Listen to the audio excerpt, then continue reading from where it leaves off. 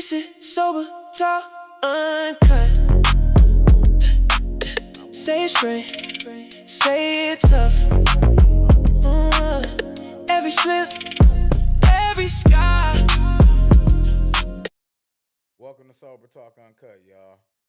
This is the podcast about real conversations, real people, and becoming a better version of yourself, y'all. We about to get down to the nitty gritty, man. This episode, man. This is sober talk uncut.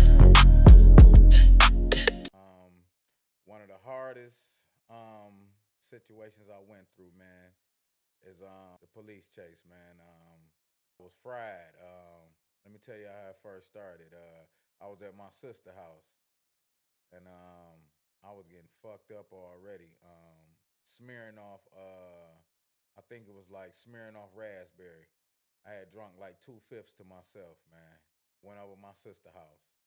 My homeboy had met me over there. I drank another 2/5. I leave my sister house, man, and she ain't say shit to me. She ain't say, brother, don't you can stay here or nothing. She just let a nigga walk right up out the damn door, and she wasn't even drinking. But I'm on Puritan at the Burger King, and I had a pair of handcuffs in my car, man. And I pulled around in the drive-through, and I'm trying to order some food, but I'm drunk as hell. I'm hitting the wall, everything. So the lady, I remember this. The lady, she was saying she wasn't gonna serve me this that. So I'm lying to her, telling her I'm the police. I pulled the handcuffs out like, bitch, I'll arrest you. Boom, boom, just acting a fool, right? So I end up pulling off. I'm hitting the wall. I'm fucking my car up. Hit the wall. I pull out on Puritan, and I get the. I mean, is this Puritan? Yeah, I pull out on 6 Mile off from that Burger King on is it on Six and I think it's on Six and Schaefer or and I go towards Puritan. Boom, I make a left on Puritan. Man, I'm doing 125 down Puritan. I look to the right and I see myself fly by the police. And shit, I knew it was on after that. I seen them come out, them lights came on. I'm flying, boom, they right behind me. I'm in the car. You know, I'm already liquored up. I'm like, man, fuck them. They ain't about to catch me. Boom, boom, boom. I'm gone. I get the Finkel and I get the Puritan and Myers, I mean. Puritan and Myers. I didn't even try to brake. I just tried to turn. Car flipped. Boom. Smacked the pole. That's all I remember. I had, from that point, I remember the out of body experience. Um, I remember my body raising up. Just a true story, y'all. I remember my body raising up, my spirit, and I'm looking at the police pull me out the car. And as I'm going up, I'm just going up. Now, mind you, I got the same clothes on, everything. The shit was weird, man. Um, I'm going up. I'm still drunk. I promise you, it wasn't no dream. This is real life. I'm still drunk.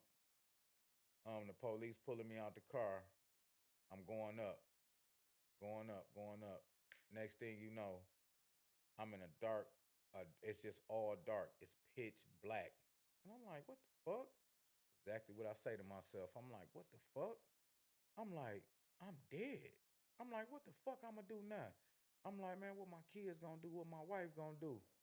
And I just started running, running, running, running. I'm like, what the fuck? I ain't know where I was running to. I couldn't see shit. And next thing you know, I just seen a light. And when I ran into that light, my eyes popped back open. And I was on the hospital bed, butt naked. I had a catheter in my penis. I had tubes down my throat. So once I came to, I ripped all that shit out. Boom, ripped that out. I said, man, what the hell? They was like, he's back. I'm like, what the fuck you mean he's back? They was like, sir, you were dead. I'm like, what the fuck you mean I was dead? I'm like, I wasn't dead. They was like, sir, you were dead. You know what I'm saying? So they at this time they willing me into the hospital. And now I done came back to life acting a fool. Came back from death acting a fool.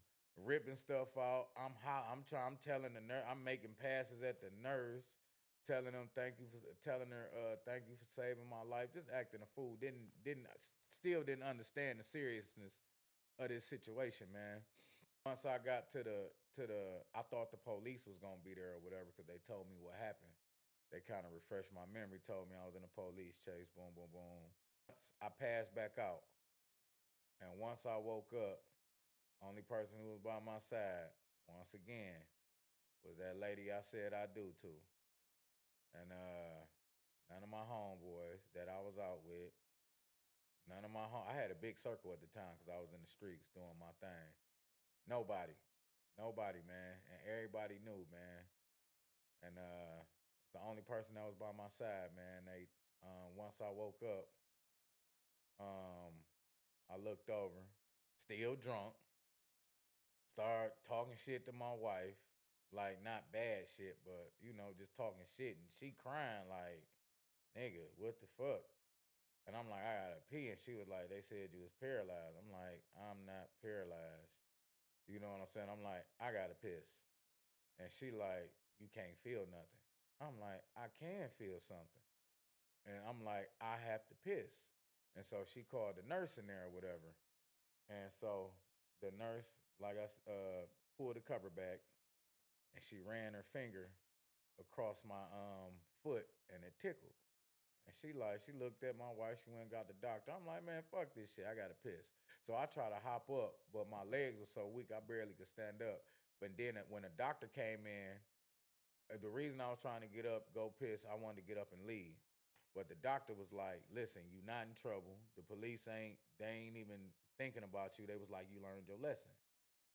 Now, mind you, y'all, I had a gun in the car, I had drugs in the car, and I had liquor in the car. Shout out to DPD too, man. For real, man. Y'all saved me a lot of trouble, man, and I did learn my lesson. See, this shit ain't never happened again. Um, but the doctor told me, "Listen, Mr. Coles, you not ready to go. You not good. If you don't sit down, if you don't get back up there, I will call the police." And so I was like, "Fuck it." So I get back up there, and of course, I heard it from my wife because she was upset, man. And I looked down, and when I looked down, I asked my wife, like, "Where the fuck all this blood come from?" And she was like, "I don't know." The doctor said they didn't know I wasn't bleeding internally. I didn't have one cut on my body. I didn't have no bones, but my whole body, my whole outfit was covered in blood. They didn't know where the blood came from.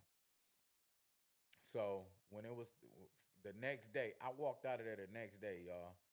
Through the grace of God, man. Walked out of there the next day, man.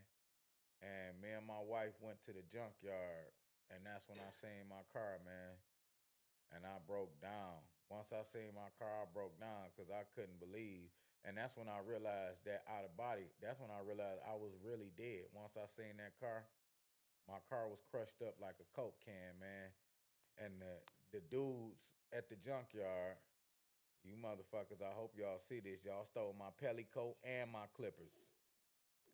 you know, but you know, I ain't studying that. I made it out of that alive, man. So I went to see my car and get my stuff out of there, and man, I broke down, man. Me and my wife couldn't believe that I was still here, man.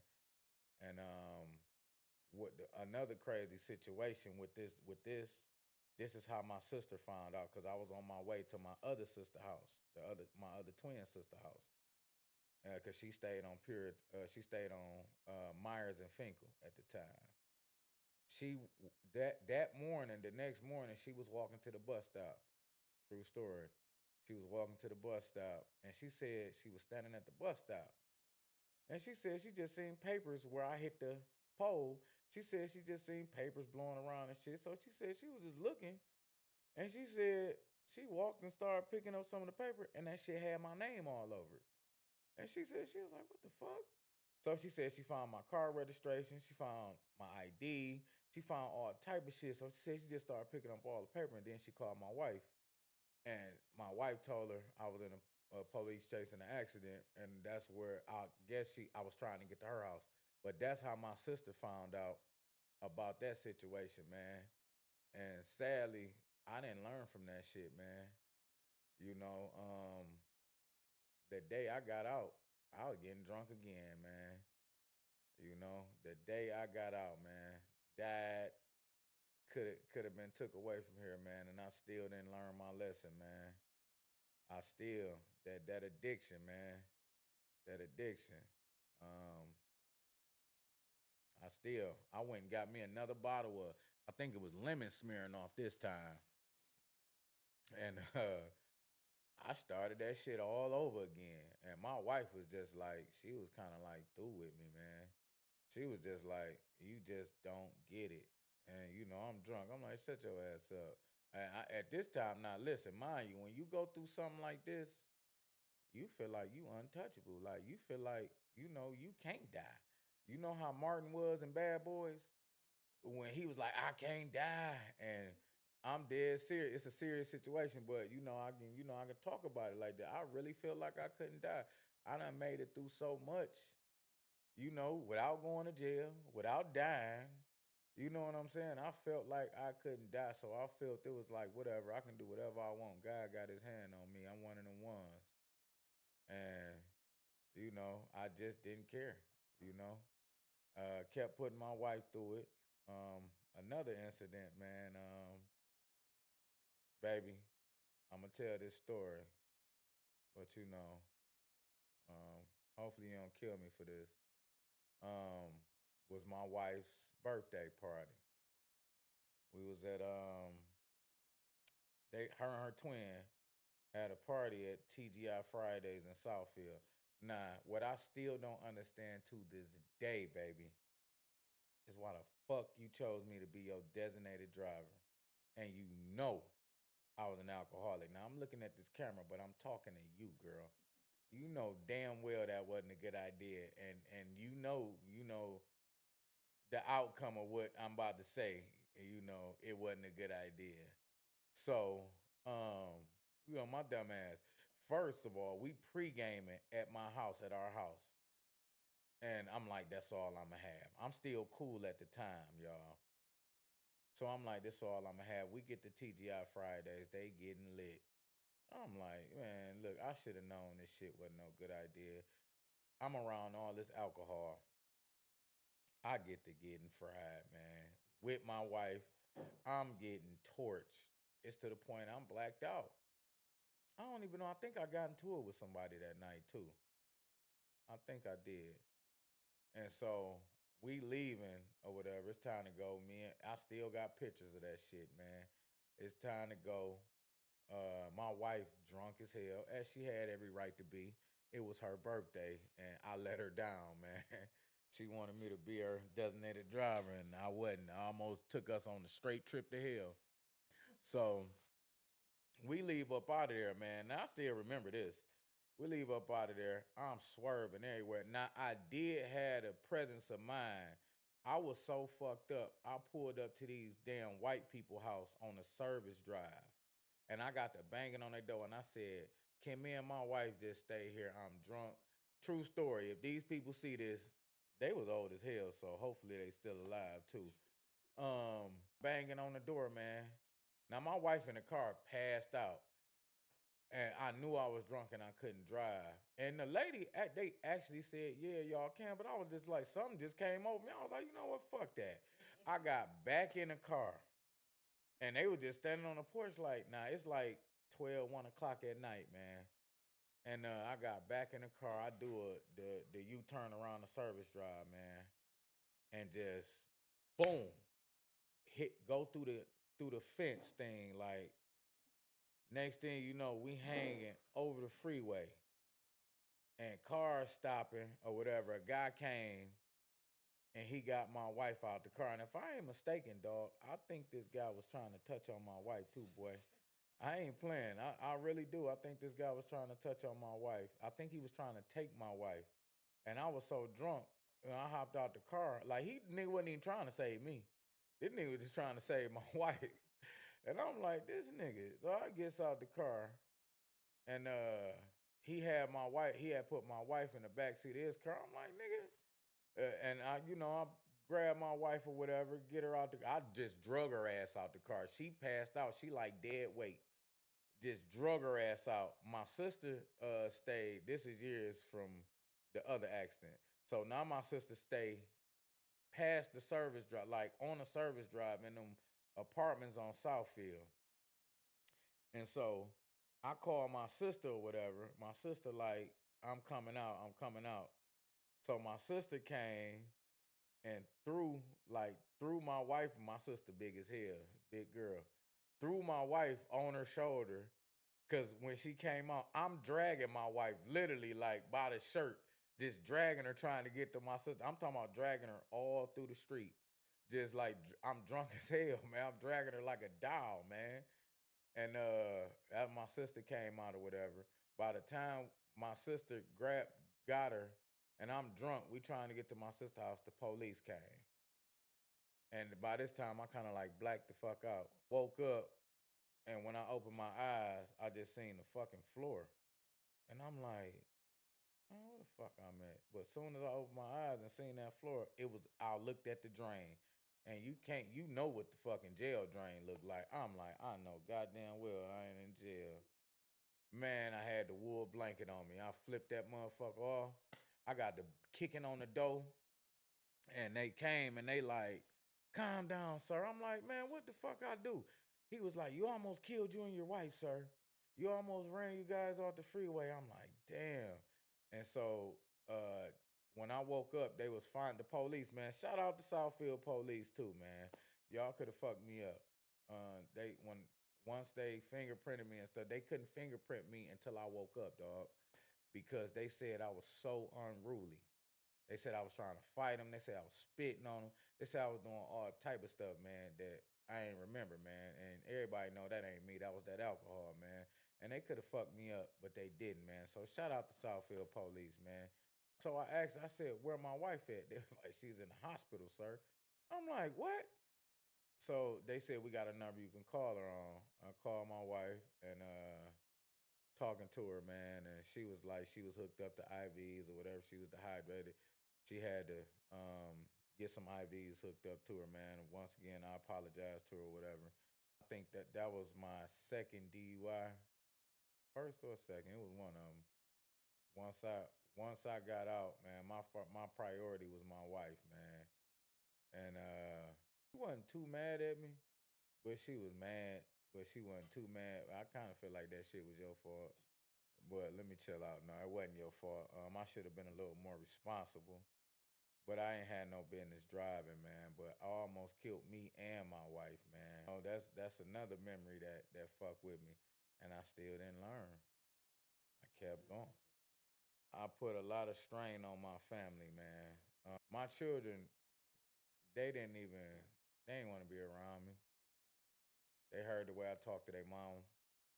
They heard the stuff I said. They seen the stuff I did. Shit kind of hurt a little bit, man, to see, you know, my kids, man, mean everything to me, man. And I used to cuss their ass out, get drunk, cuss their ass out, never put my hands on them. But for my son to listen to the way I talk to his mama, man, it wasn't just mental abuse to my wife. That was mentally abusing my kids too, man. Wonder why my daughter had behavior problems in school is because of what she was around for a minute at home. Listen, man, I would come in that house and destroy the fucking house. When I say destroy the house, I woke up one day, man. I come out the room, couches tipped over, table broke, pictures knocked. Listen, man, it looked like a tornado went through my house. So my drunk ass, I go kick the kid's door in, like, hey, get your ass up. Go, my son. I'm like, hey, what the fuck happened? My wife come out the room like, you what happened? I'm like, what? I go in the bathroom mirror ripped off. And I was just looking stupid as hell, man. And look, man, I put my kids through all of this, man. I put a lot, man. My kids seen a lot, man. Now being older and going through therapy and going through everything I've been through, I realized my root cause of all this was from my childhood. I just didn't know how to cope with nothing. And now I got different coping mechanisms. I got different cope, but I learned that later on in life. At the time, I didn't know how to cope with this shit, man. I was just drinking like this to cover up the pain I had from my childhood. I relive my childhood every single day, man. And everything I said I wouldn't do in life, I wouldn't do to my kids, I wouldn't do to my wife. At one point, besides the physical, I was doing that shit, man. And that shit was bold. And I really, I can apologize all I want, but actions speak louder than words. And I had to put everything into action, man. I couldn't just keep telling my family I'm sorry because my actions didn't say that. And for me, I didn't want my daughters to grow up and get a dude like me. I'm saying because if my daughter had a dude like I was, he wouldn't live long. And I'm just being honest. You get what I'm saying? So my wife hid a lot probably from her family. You know what I'm saying? Not just to save me, but she know I wasn't no joke either. You know what I'm saying? So it kept a lot of the peace down. But I would never in a the man I am now. Yeah, my daughters better get a man like me. I'm one of a kind right now. You know, but the man I was, mm-mm. I didn't, and that's the man they seen. That's the man they seen the majority of the time, except my youngest. And I asked my son, man. I said, "How you become the man you are?" And you know what he said to me, man? It hurt my feelings, but it was true. He said, "Watching you." Fuck you mean watching me? And he like watching you do stupid stuff. He was like, I ain't trying to offend you or nothing, but that kind of hurt my feelings. But I understood him. You get what I'm. My wife like you ask him a question, you can't be mad. You know, and that shit hit me hard. It hit me hard. And then for my daughter outspoken like me, and my daughter would tell me, Dad, you a great dad. You just got an issue, man. And to hear that come from my baby, man, that that really made me wanna do better. That made me want to do better in life. That made me want to do better for her. That made me want to do better for myself. But I realized I couldn't do this shit for them. I had to do this shit for me. And I realized I was never going to change. I would go to AA just to shut her up. And then when I got out of AA, I went straight to the motherfucking liquor store. I just didn't get it, man. Like I didn't get it, man. Going to AA, man. My wife, she of course she complained a lot, but I would go to AA. First time I ever went to AA, it was court ordered, and that's the only reason I went. So for one, I wasn't gonna stop. I wasn't serious. I was only doing it so I wouldn't go to jail. Then I would only do it to shut my wife up. And then when I get home and I'm drunk, she like, damn, didn't you just come from AA? And I'm like, shut your ass up. At least I went. Just that, listen, man, ignorance is bliss, bruh. And until you go through the things I went through, it got to come a point in your life where something dramatic or drastic happen, like with me, where enough is enough, and that's what it took for me. But I'm glad it took that because I'll be dead right now, man. Sometimes I sit back and I think I shouldn't even be alive, man. It's a lot of people who lost their life and who ain't here no more, man, and they wasn't as half as bad as I was. So I beat myself up a lot, man. Even when I put my wife through, my kids through, I still beat myself up to this day, even though I'm a totally different person, man. And I'm sober now. I still think about some of the things I put them through, and that shit, it don't sit right with me. Being the man I am now, that shit just don't sit right.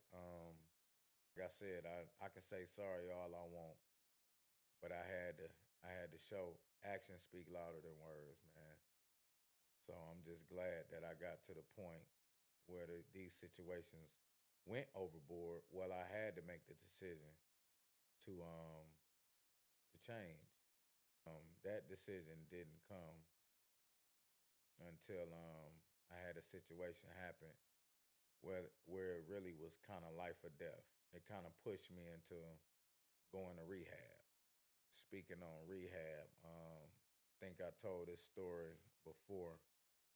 Um, my rehab consists of detox, PHP, and IOP. I went down to Florida for 4 months. PHP, I mean, detox is where you go in and you get admitted or whatever. You in detox for 7 days. It's a blackout period where they take your phone. You detox. They get all the shit out. You getting all the shit out your system. They giving you pills so you won't have seizures and all that. Next step is PHP, partial hospitalization. Can't remember the other P. That's when you move from detox, you move to residential, and you got roommates. You doing AA, you doing class, you doing therapy, psych therapy, all that. First time I ever got mental therapy. I had to be mental doing the shit I was doing all these years. Like I said, big ups to Recovery First, y'all. In Florida, big ups, man. Y'all got me together. Y'all got me right. Big ups to you, Jeff, man. I know I disrespected you at first, my brother, because of your sexuality, but you turned up. You changed my life, brother. And I appreciate that, bro. I didn't even want to talk to this man because I told him to his face, man. I said I don't relate to you, bro. And he like, what? He like, what do you mean? You're here to get therapy? I'm like, I ain't talking to you. I got up and walked out. I called my wife. I told this story before, but I like telling this story. And we talking about rehab. I called my wife, and I'm like, I got to talking to her about it, and I'm like, man, this dude gay. I ain't about to talk to this dude. I don't identify with this dude, man. She said, man, what him being gay got to do with you getting therapy? And I'm like, damn, you know what? Ding, something went off in my head. I'm like, oh, you right. So I went back in there. I apologized to that man, and I got my therapy. And that was one of the best. That gay man saved my life, man. That was the best therapy I ever got. So, moral of the story, man, don't judge a book by its cover, man. I learned a valuable lesson that day. Um, that man got me to break down. I never cried. I can cry. I cry easy now. Like, I don't. It's no shame in me crying. That man got me to break down. He got me to forgive, to learn to forgive. You get what I'm saying? He got me talking. I suppressed a lot, and I was grateful for the therapy I got from him, man, because I didn't know what therapy was, and not only was he gay, he was a white man. I wasn't used to being around white people, and I didn't want to talk to no white person about my problem. He was a genuine dude, man, and I feel stupid as hell, man. And that was my valuable lesson, man. I learned, man. And like I said, man, I thank that man for getting my life together, man, and giving me the therapy I needed. After my therapy part, it was IOP. That's um, intensive outpatient,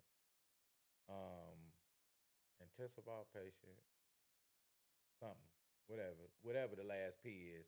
Y'all in rehab, y'all know. Um, I got moved to another facility. Now, mind you, my wife got my back the whole time. I just packed up and I just left. You get what I just went home and threw shit in the suitcase, man, because the situation that happened, it was time. You know what I'm saying? I didn't have time to discuss shit with my wife. I wasn't doing it for my wife. This time I did it for myself, man, and only me. I didn't do it for my kids. I didn't do it for my wife. I didn't do it for my mama. I ain't do it for my brother. I did this shit for me. And when I did it for me, this shit hit different this time when I did it for me. But once I got the IOP, it was it was now I'm in a room like it's like a condo, like, but it's real crazy motherfuckers. It's people who don't wash their ass. And I'm in a room with these motherfuckers. It's man, it's motherfuckers who broke. They ain't had no money. Like we got food stamps, but I'm talking about it's people who ain't got socks. It's people who ain't got drugs. I ain't never experienced this shit like with grown people who didn't know how to take care of themselves. You get what I'm saying? So it was a big time adjustment for me, man. And coming from where I'm coming from, it kind of hit me. You know what I'm saying? Because I didn't know how to really live with these motherfuckers, man. But it was just like with me. I wasn't taught a lot of shit growing up, and they addiction hindered them from being taught. Like some people really didn't think they stank, and I used to have to tell these dudes like nice as I can. I got into it with the shout out to Casey, man. Uh, congrats on your sobriety, bro. The big white dude, man. This motherfucker used to stink so bad and so bad. And he know what's up. He gonna watch this. And I used to have to tell him, dog, your ass stink. Like you need to get your big ass in the shower, man. Like, and then like the motherfucker used to get in the pool and used to think he was taking a bath. That was his way of taking a bath. You get what I'm saying? And I never talked about I talked to him talk about him to his face.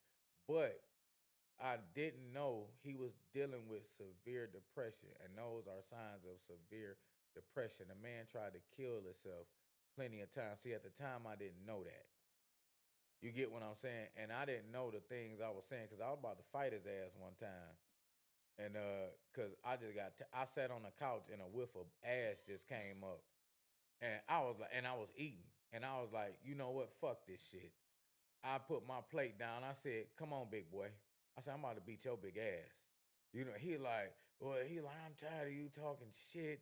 And I think he wanted to say something else. Y'all get my riff. I think he wanted, but he didn't though. I'm come to find out this man was struggling with deep depression, which causes you to live the way he was living. And I didn't know that, but I know now. I had to learn that. Congratulations to this man. He been sober a year.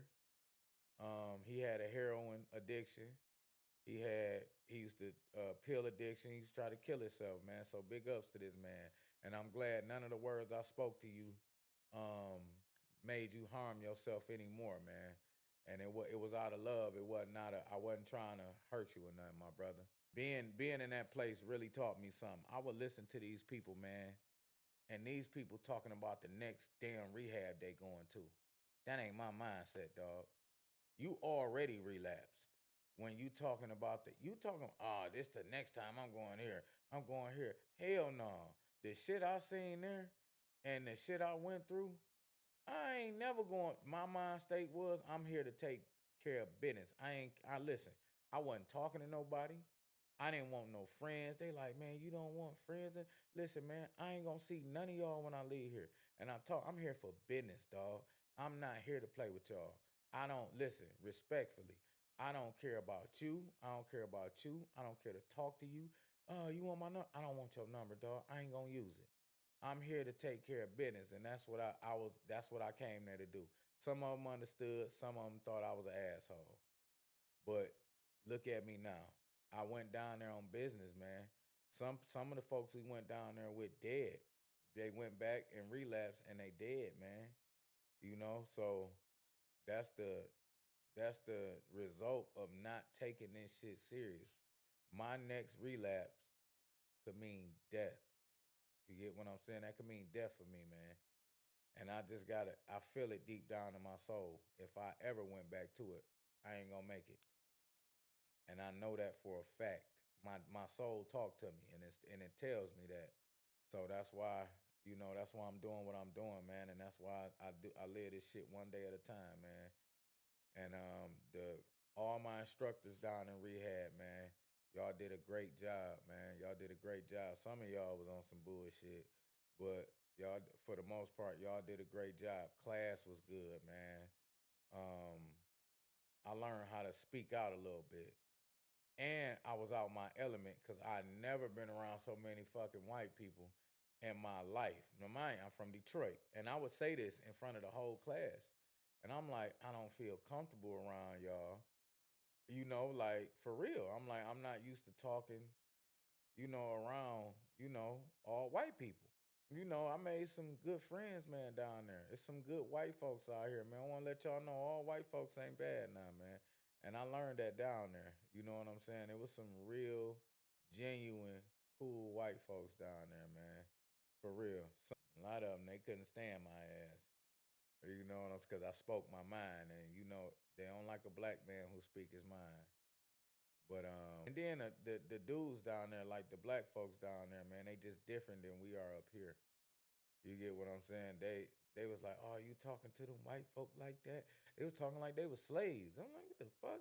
You talking to them white folk like that?" I'm like, "What you mean talking to them white folks? I'm telling them what's on my mind." But they not used to hearing people talk like that to these white folk.